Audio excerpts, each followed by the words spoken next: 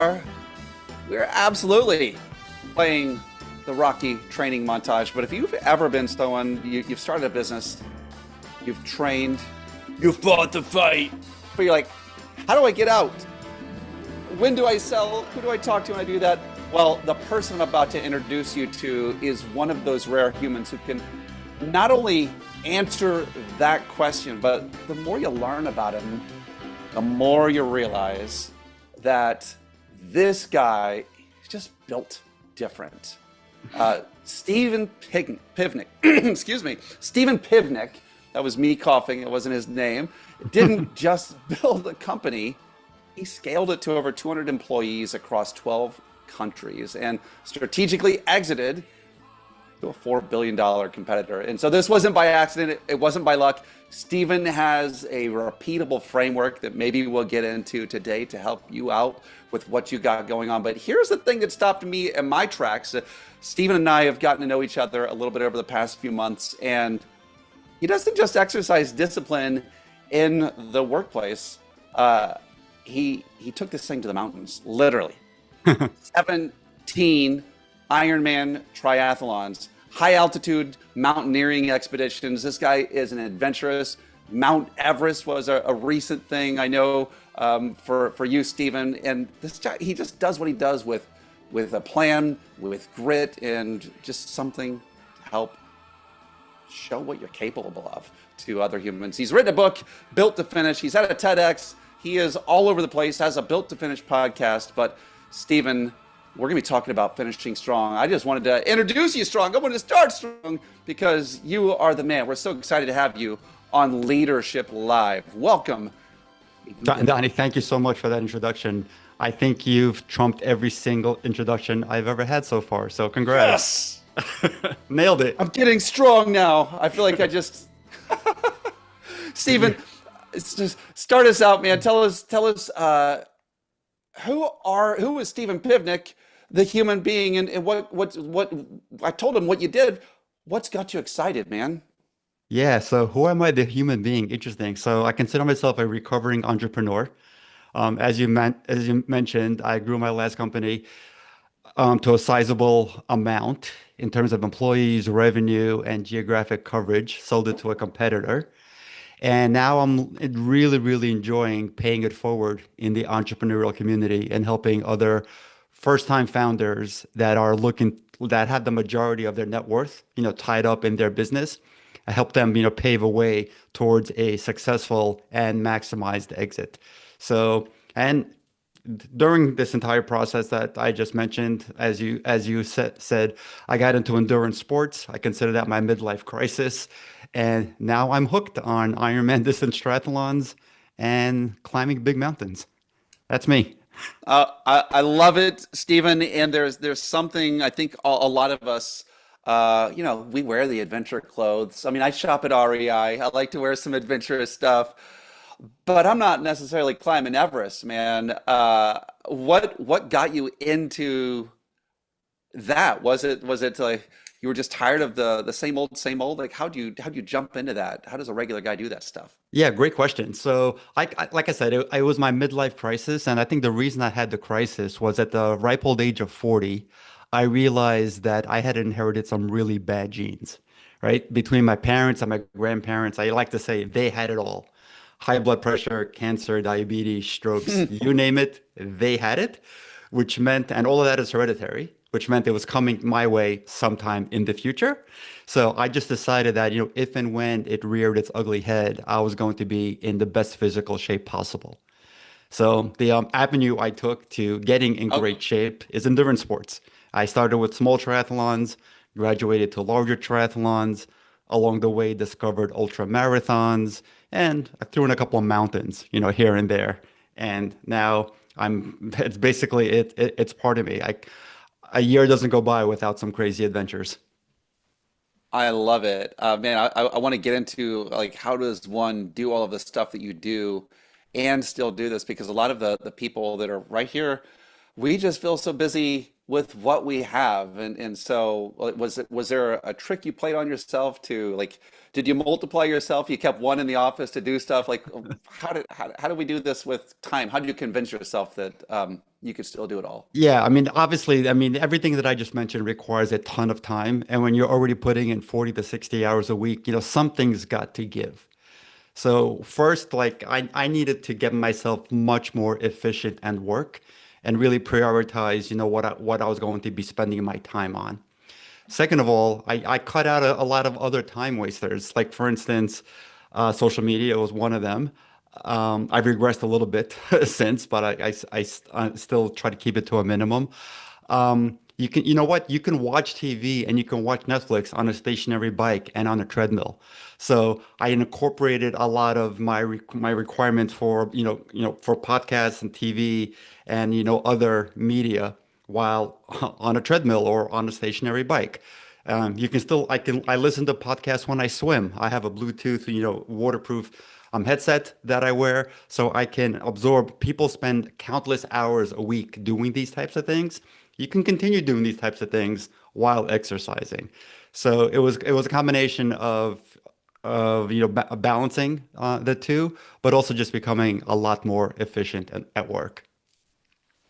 Oh man, there are, and for those of you who are wondering the same questions I'm wondering, Stephen, we will be asking for techniques and tools and weapons that have allowed you to do this specific technology. We'll get into that, but right now, Sure. I want to focus in on what it is that you do for people. You help us to exit in a way that is advantageous to ourselves. We spend our livelihood, our time, our effort, our energy making something, but a lot of people are they're just living in a tangled mess. Why do we need to start with the end in mind, Stephen? Like why do we need to be thinking about exits and those type of things? Sure. I mean, I work with a lot of founders. I heard a great saying by Rory Vaden. He's the author of a phenomenal book called Take the Stairs. I highly, highly recommend it. And he says, and I truly believe that we are best positioned to serve a younger version of ourselves. So Mm. a younger version of me is, let's say, somebody who's in their low 40s, has been working for 10 plus years on something that has become sizable and has the majority of their wealth tied up in this illiquid asset called their company. And because they've been in this hamster wheel for so long, and for the most part doing a good job because the company has grown, they really they're concentrating on a myriad of things. And like one of my mentors likes to say, spreading their time like peanut butter across everything, that they Oh, really don't have their focus on what the end can and will look like. So good news is it's never too late, right? Depending on the state of the company, and there's a whole bunch of other factors, it could be sometimes a 12-month, sometimes a 4-year process, but the company can get into the proper shape so that it can maximize its exit and therefore benefit all of the stakeholders, the founder, other shareholders, family, et cetera, and leave a legacy behind for the founder. it. Why do you think most of us are maybe not looking at that? I mean, like Stephen, it's almost like the same thing we're describing, and we'll get into like maybe some of the parallels of what you do. But I feel like a lot of people are just doing like the next step. They're only living the next day that's in front of them. And how do we go from, let's just say, hamster wheel to even thinking about an advantageous exit? Sure. So the biggest thing that needs to be decided is an exit something that's desirable? There's some, cash flow businesses, there's some lifestyle businesses, there's some businesses that owners want to hand over to their children or to their family. So the very, very first decision is, do I want to exit? If that answer is yes, the second question that needs to be answered is for how much? So there's a lot of financial exercises that I help owners and founders go through to figure out what that magic number is for them personally. And it's different every time, right? As long as the a founder is reasonable and doesn't expect $1 billion for their company, because most founders I shouldn't say most, many are delusional and think their baby is worth a significantly greater amount than it really is. So once we can have a realistic conversation of, what that magic number is for the individual, we can work backwards and figure out what does the enterprise value of the company need to be before every single line item that detracts, from that number. We call it a proceeds waterfall. You get this Hmm. big number, for round numbers, let's just call it $100 million for the company. Well, there's stock option holders that need to be paid. There's the lawyers and the accountants. There's the advisors. There's debt. There's preferred debt, senior debt, minority debt, et cetera, et cetera. The list goes on and on and on and on. Then our favorite relative, Uncle Sam, walks in the door and he wants his share. And then there's state and local taxes, which all of that trickles down to this magic number, right? So in order to get the magic number, which is acceptable to the founder, we need to get to a certain enterprise value. And there's usually a gap between what that enterprise value needs to be and what it is today. And hence the 12-month to 4-year roadmap to get us to that enterprise value and fill in a whole bunch of other blanks and requirements along the So, way. so you reverse it for us like a Sherpa is going to get you up and down Everest and say if you know like this is what we've got, we're going to reverse engineer it and it gives a place for people to focus their time and attention. Exactly. Exactly. And then everything becomes, not everything, a lot of things become a lot easier, because now we have an end in mind and the Hmm. decision making becomes a lot simpler because when initiatives come up, and they come up all the time, founders are notorious for bright, shiny objects. For most Yes. decisions, we say, is this going to help increase enterprise value? If the answer is no, guess what? We don't do it. Okay, so there's something that you talk about endurance mindset, and it almost feels like is bright shiny object syndrome, is that like uh, the villain of the endurance mindset story, or like tell us a little bit about what that is Sure. and how you bring that into the plan. Yeah, founders are entrepreneurs. Entrepreneurs are very creative. Creative people, their mind is always, thinking of the next big thing. Um, ideas used to come to me in the shower all the time. I guess it's scientifically proven that showers actually trigger certain brain waves and turn one's creativity, onto steroids. So, but it's unfortunately in a lot of cases, it's going to detract attention from the core business, from core customers, from core products, and may turn into a little bit of a cash drain to a major cash drain, and a major distraction to the mission at hand. So, it's something that needs to be focused on a lot. I am so curious about this because it's funny as you're talking to me about like your swimming, like at with your I do know the headsets that you can get to so you can swim and listen to podcasts. Yeah, the waterproof Um, one. Yep. yep, the water. Yep, we've got we're on the treadmill. We're in all these places, um, and now we're in the shower where all of these great ideas are happening, right? I'm swimming, great idea comes. I'm running, great idea comes. I'm in the shower, great idea comes. Steven, what do we do? What are we supposed to do with these great ideas now? Like how do you offload and keep those and not Yeah, I what do we mean, do with those? it requires accountability, right? So the founder, first of all, the founder needs to recognize that he or her or she has been guilty of this in the past. And if they can, write down all of their experiences from the past and see which ones resulted in great things and how many resulted in not so great things, it'll actually be a reminder for when the next one comes up. But the founder also needs to lean on the leadership team and basically give them permission to be held accountable by them, so that when he or she walks into the next meeting, it says, "Oh my God, I got this great idea," which is very, very, very, common words to come out of a founder's mouth. They need to, they need to be able to call, BS on him or her. And accountability needs to come from multiple levels. It needs to come from a leadership team, and also needs to come from an advisory board, right? They need to commit to getting approval for some stuff, which is very, very new for a lot of founders, because the reason they started their business in the first place is to be their own boss. You don't need to. Hmm. I don't need to be. I don't need to receive approval from anybody. Well, In order to really focus on what's important, yeah, you should get into the practice of justifying things that you want to go after and why. Interesting. Interesting. So you just you doing it's like you're telling them no, no new ideas, but you're just saying bring it to a place like if you have it, you got it. Like, and the truth is probably reality is most of them aren't going Right. to move you towards where you're going anyway. Um, Yeah, but okay. there are gems in there. So the last thing I want to do is stifle creativity because entrepreneurs are the most creative people in the world, but it just needs to be tempered. Okay. So we have the accountability. I just want to know about the moment in the shower, in the pool, or wherever. Do you have little devices you use or any way that you like get the gems out before you forget them? Because that's a common problem for some of us. No, that's a very common problem. Unfortunately, I can't. There's no device other than the waterproof headphones in the pool that work. But the old little note taker works great on on the treadmill or on a stationary bike. Please don't use a note taker if you're actively biking outside. All right. Disclaimer. Disclaimer. All right.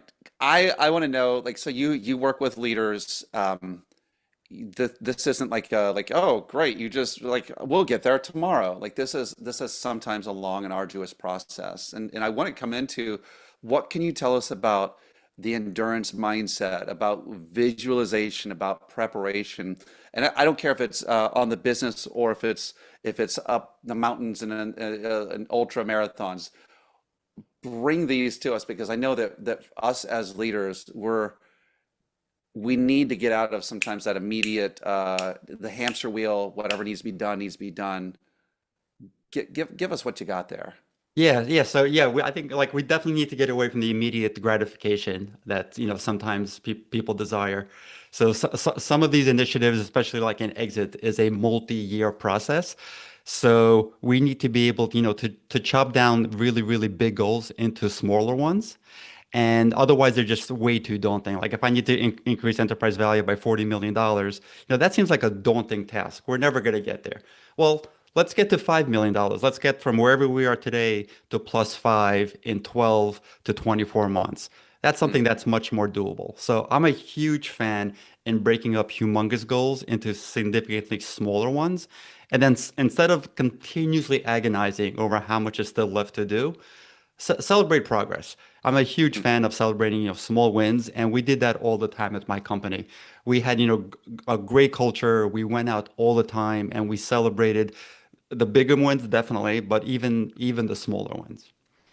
You mentioned I love it. visualization, which is one of my, Yeah, talk to me. Like you're yeah, like one of my favorite tools in a toolbox is visualizing success, and basically putting yourself at the finish line of a specific goal. And this is scientifically proven. This isn't like woo-woo. The human mind doesn't know the difference between an event that actually occurred or something which was properly envisioned. And you don't need to be like a meditation guru to do this. There's a million and one YouTube videos on how to visualize things. So if you go through visualization exercises regularly about your goal, then you're subconsciously programming yourself to make better decisions and take better actions towards that goal.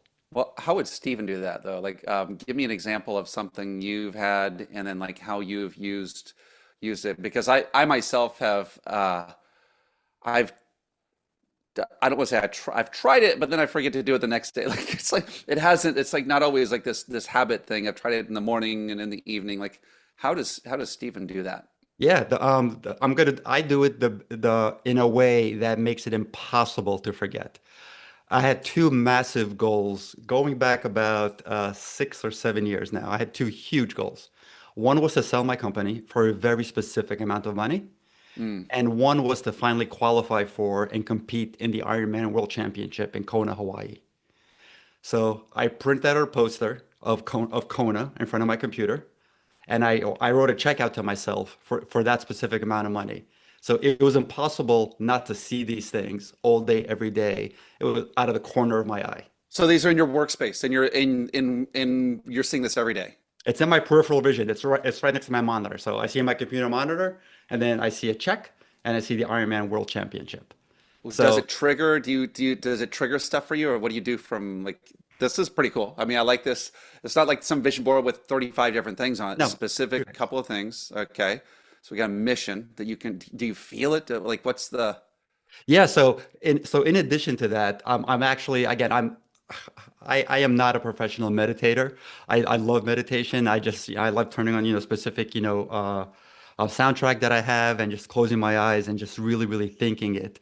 And it for Ironman specifically, I mean when I finally got to the Big Island and I raced the World Championship, every single turn on that course, every single component, the swim, bike, run, the transition areas, in my mind, I had been there 1,000 times. It was like I knew the town inside and out.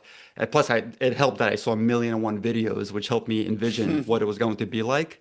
And it just felt so familiar that no matter how much pain I was in, and trust me, it was one of the most painful days of my life, there was no way I wasn't getting to that finish line. So that's interesting. that I've that like, helped that helped me okay. tremendously.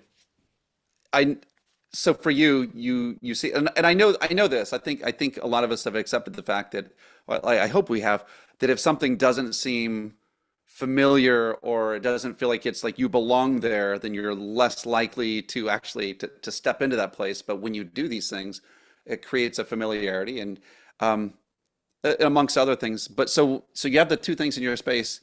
Did you watch the videos? Was there anything else that you did? Like, did you have a specific meditation practice? You said you had a soundtrack. Was it in the morning, the evening? Like, I'm just asking for friends. Um, as far as the practice goes, it was typically at night, like before I go to sleep, I would actually, fall asleep to this meditation music, and I would actually go to sleep thinking about these two things and other, smaller goals that I had along the way. But literally, not a day went by because again, you're seeing this out of the corner of your eye all day. So when I wake up in the morning and I don't want to work out, I'm like, wait a second, but it's ingrained in my mind that I need to do a 7 mile run today.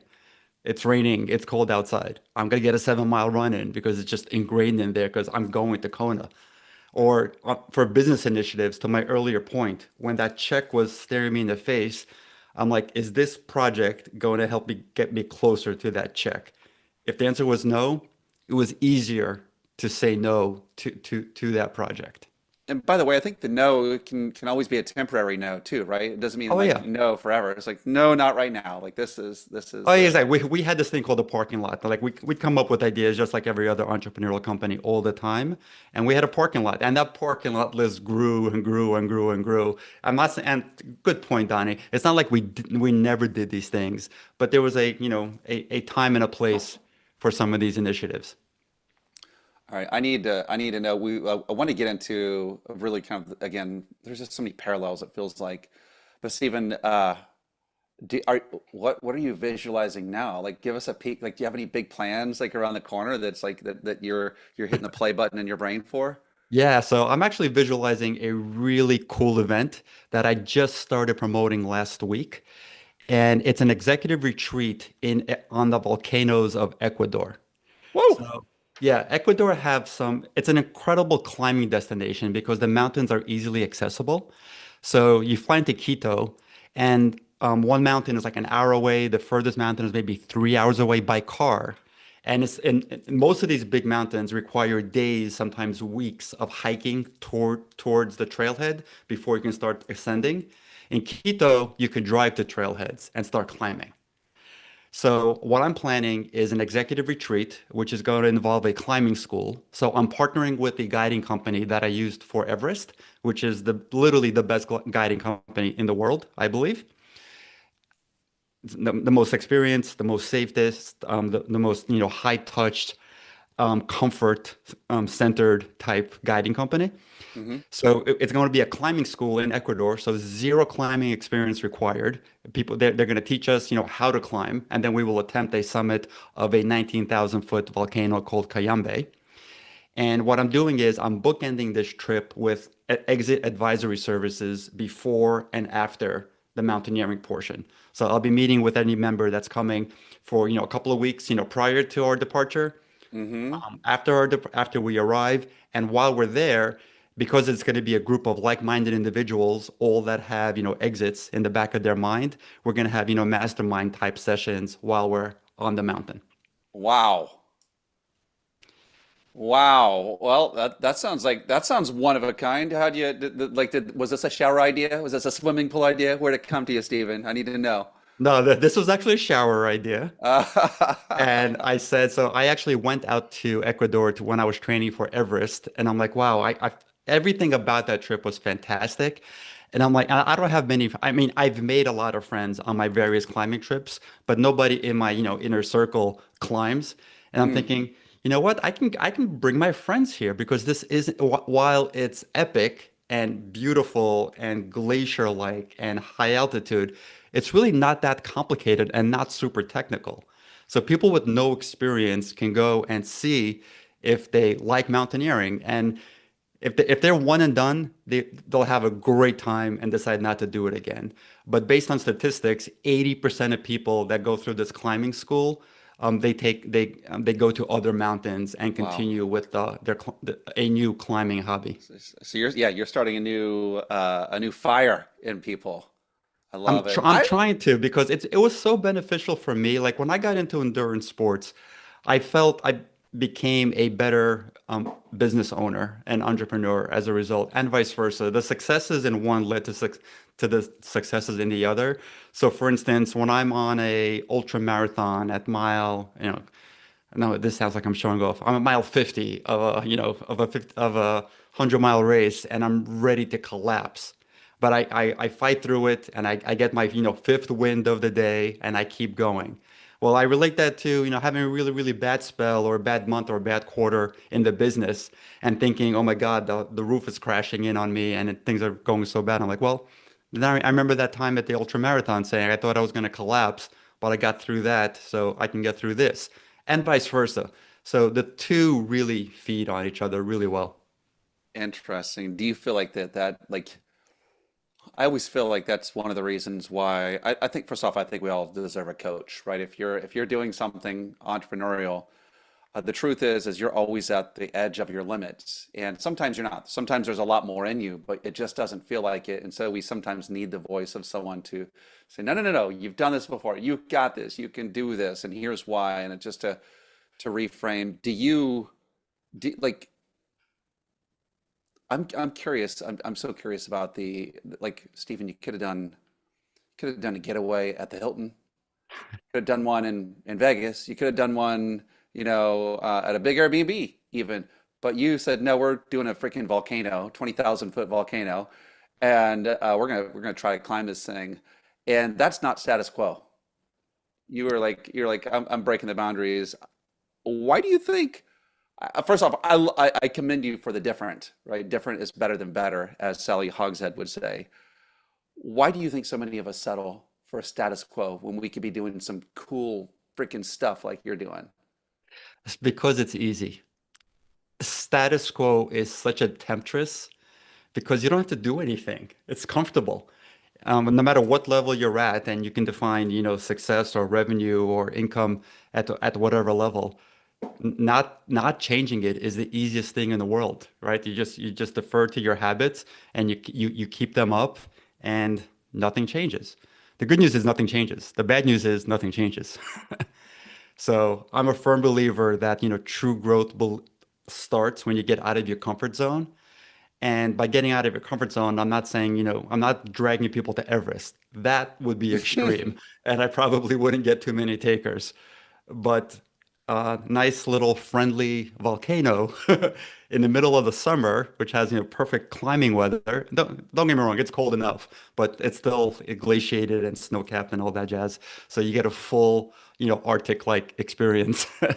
But I'm trying. My biggest challenge, I think, is going to be to convince people that are interested that it's really it's. I chose this place because it's achievable, it's doable, it's Mm. safe, it's comfortable. We're not sleeping in mountain tents every single night. We only spend one night in a mountain tent. Every other night is spent in either a hotel or a refugio because the mountain just is so accessible to civilization. I like that. I like the even that sometimes people disqualify themselves from doing big things because it just feels so big. And so you took it and you made something that could be big and you just said, I'm going to make it accessible. I'm Right. gonna make it easy. How can we as leaders, Stephen, how can we teach and give to others an endurance mindset? Is that possible even? I definitely think an endurance mindset can be learned. You know, some people think you either have it or you don't. I never had it.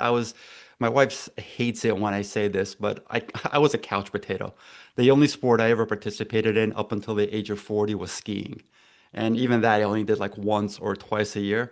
Besides that, I could not run a complete mile without stopping multiple times. I couldn't swim more than 2 laps in a pool without being completely exhausted. And I never fathomed being able to ride 112 miles on a bicycle. But it was like literally just one small step at a time. Like one day I swam 2 laps in a pool. Then the following day I swam 3 laps in a pool, then four, and then five. And I just, built upon the progress that I already made. And all somebody needs to do is just think a tiny bit bigger. They don't need to think significantly bigger. If they want to get into mountaineering, obviously you don't start with Everest. You start with Mount Rainier out in Washington State and do that for a few days and see if you like it. And you'd be pleasantly surprised with your progress. And then, you know what? You'll probably come up with something that stretches you at work if you accomplish a Mount Rainier hike and vice versa. And slowly but surely, get to whatever next level means for you. I love it in the well his studies and in his book. Dr. Mihaly Csikszentmihalyi talks about like calibrating the difficulty of what you're doing. If something is too hard, we give up before we start. If it's too easy, then it doesn't feel worthwhile. It's just got to have Right. that right amount of tension. And so like I'm hearing you like you're doing that with your event. Can leaders like how would we chunk it? I have a team and we want to double our numbers. Like how could we use this principle and Sure. I mean, again, you have to break it down, right? So, doubling seems like a really, really hard goal, right? Because that's double is big. So you have to break it down into what do we need to do next quarter, and then from by next quarter break it down into what does that mean on a month-to-month basis, and then on a monthly basis the target seems a little bit less daunting than doubling it for the year, and then like what are the activities that we need to implement, either double down on, reduce, or optimize in order to make that new monthly nut that we just set for ourselves. So if you look at it from a granular level, it becomes a little bit easier to swallow than looking at this humongous goal of, oh my God, we have to double. I love it. I love it. I love it. And listen, leaders out there, I really hope that this is like there's stuff in here for you and there's stuff in here for the people that you're connected to. It's our responsibility sometimes to get people over the mountain or to get people just 1 mile more than they're used to doing. Sometimes there's magic on the other side of that. Stephen, do you have like a favorite moment where you've had to spark someone past their moment, where maybe a dark moment where they didn't have belief in themselves or what they could accomplish as a group? Yeah, so I'm happy that I've encouraged, many people to get to mainly my friends and folks that follow me on social media to starting to adapt a much more active lifestyle. I continuously, preach, from my soapbox about the benefits of being, more active and eating healthier and having just a healthier lifestyle. So there's, it's super, super close to my heart, my daughter. She has run 2 New York City marathons with me and has Oh, completed wow. a half Ironman. So, That's awesome. yeah. I love it. I love it. Stephen, there are some people who are absolutely watching, listening. We'll, of course, leave your stuff in the notes as well. Can you tell me how can we connect with you? How can we find the exit so that we're doing things on purpose and we're not just creating a tangled spaghetti mess of our business and our life? Where can we find you? From a business perspective, best way to find me and reach out is on LinkedIn. So I'm at dash Steven Pivnik, one word. And if you want to follow some of my endurance shenanigans, I'm on Instagram pretty regularly. Same thing, at Steven Pivnik. And my social media handle is the same across the board. It's Steven Pivnik. And the a central place for all of the above is my website, which guess what? StevenPivnik.com. Go figure. Stephen Pivnik, My brother, thank you so much for. I follow your adventures. You inspire me. I love the journey that you're on. And for those of you who've been listening, write your book, give your speech, climb your mountain, build your team, sell your business, and for God's sake, if you're going to sell it, get this guy in your lineup. Thanks for being with us on Leadership Live. If you can lead better, you can live better. I'm Donnie Tuttle, happy to goof things up and be with you in the process. Thanks, Thanks, Stephen. Donnie. One shot.